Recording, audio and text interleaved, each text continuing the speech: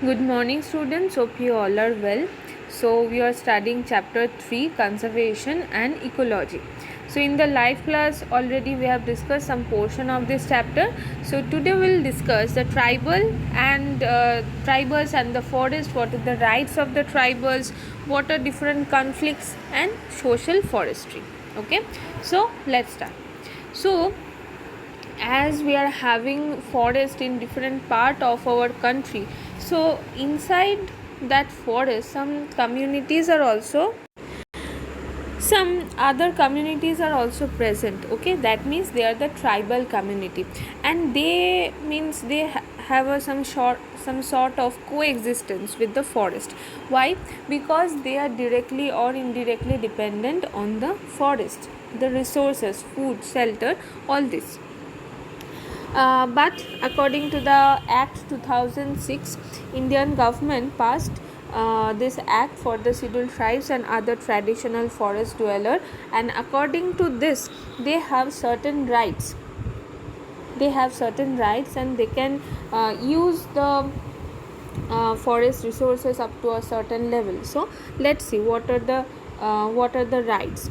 That is, the main thing is that as as they're the traditional uh, tribes, or they are the tribal, so they are directly or indirectly dependent on forest. So they know how to protect the environment or how to protect the forest traditionally or by other means. They have an access of the land, or the land means the ownership of the land up to 2.5 up to 2.5 hectares per family. Above that, they cannot convert it into agricultural land or cropland. Okay, so that is the limitation what Indian government has given.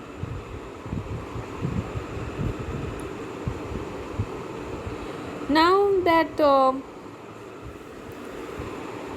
as they are having the ownership, obviously up to a certain level, so they can collect the resources, they can collect the food directly from the forest. But which part of the forest which is present inside their community or inside their village or just at the boundary of the forest, that means from the buffer region, not from any core region. Okay, now they have a right to protect their environment. They have a right to protect the forest.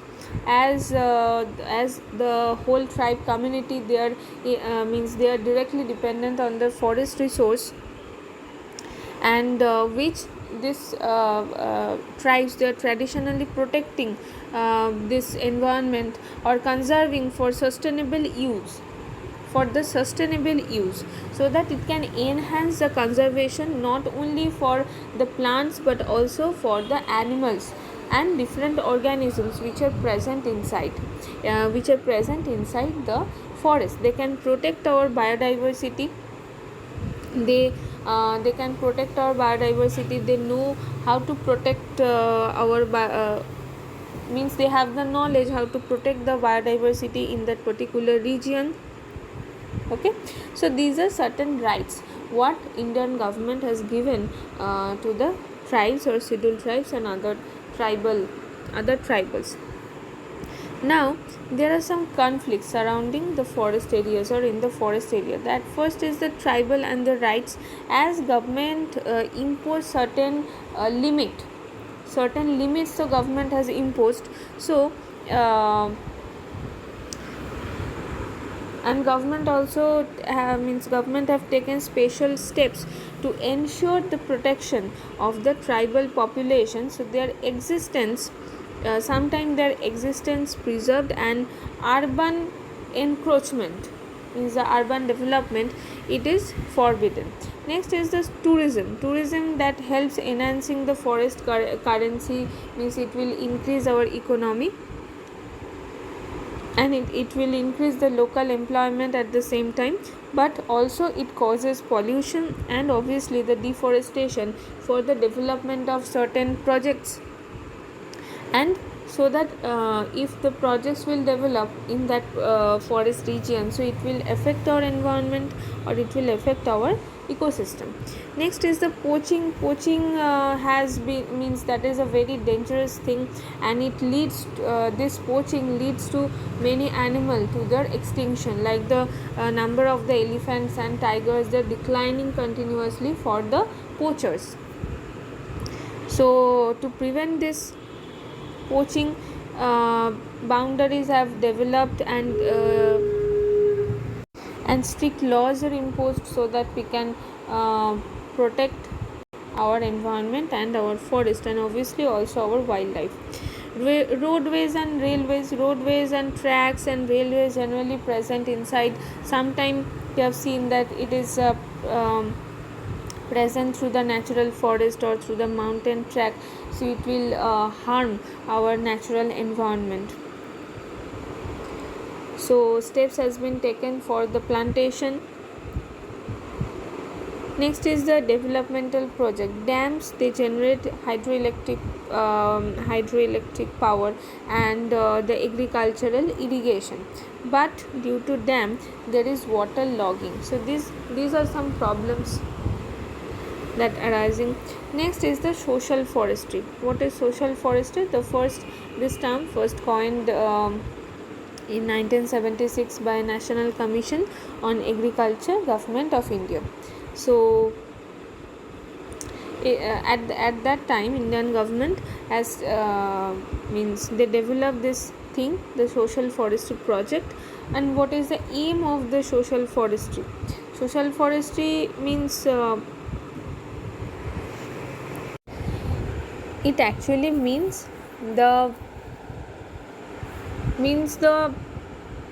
conservation of forest, and at the same time growth of the economy. Okay, that means whatever resources we are getting from the forest, we should be benefited from that particular thing, and at the same time we have to protect our forest also. So that is the social forestry. Now the social forestry program, Indian government have areas that are close to human settlement and have been degraded over years due to human activities that needed to be afforested.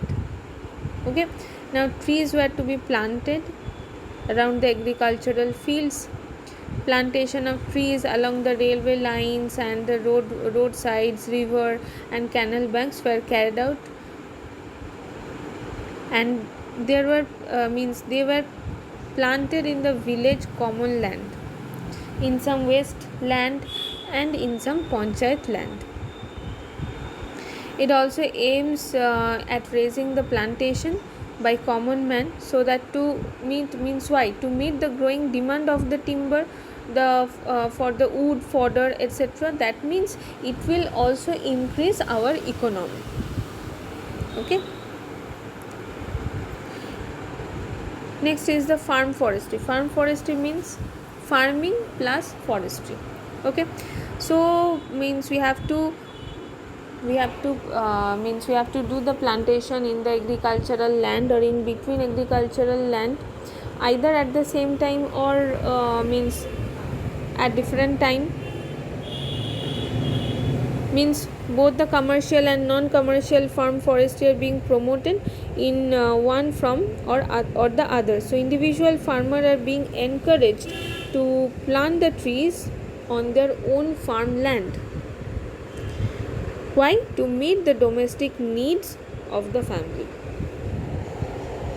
Means so that they can collect the wood from there.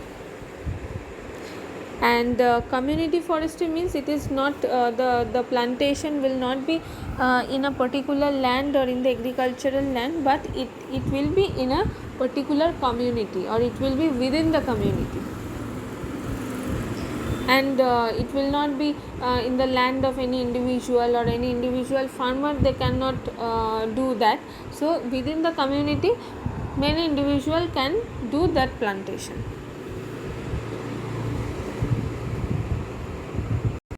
Okay, next is agroforestry. Agroforestry means it is a sustainable land use. It is a sustainable use of our land that maintain and increase. It will also maintain and it will also increase the yield by combining the food crop with the tree crop or the livestock at the same time, means either in the same land or alternatively or at the same time. Okay, using the management practices that suit the social and cultural characteristics of local people, and it also helpful from the economic aspect and also from the ecological aspect. Okay, means we can involve the local people, we can involve the unskilled workers so that they can get so that they can get job, and they can protect the environment, or they can protect the forest also, and at the same time they will economically, means the economic growth will also be there, as the farming is also there or rearing the livestock is also there, and at the same time the plantation and plantation is also there, means so that we can get all the food, fodder, wood, all these things.